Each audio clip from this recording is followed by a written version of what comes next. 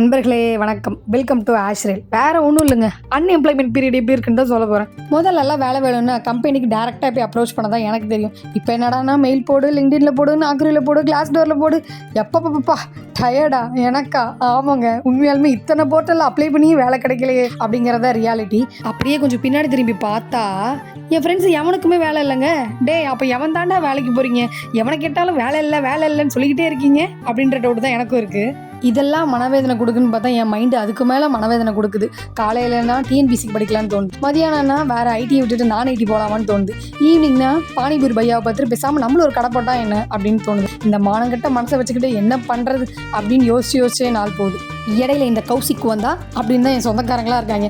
சரி, பொண்ணு தான் படிப்பு முடிச்சிருச்சு, காலகாலத்தில் ஒரு கல்யாணத்தை பண்ணி வச்சிடலாம், இவனுங்க வேற கூட்டு போடா அப்படின்னு தான் இருக்குது. இப்படி தான் என் வாழ்க்கை போயிட்டுருக்கு. உங்கள் வாழ்க்கையை தெரிஞ்சுக்க முன்னாடி என்னை ஒரு ஃபாலோ பண்ணிவிட்டு கமெண்ட்டில் மட்டும் சொல்லிட்டு போயிடுங்க, அவ்வளோதான்.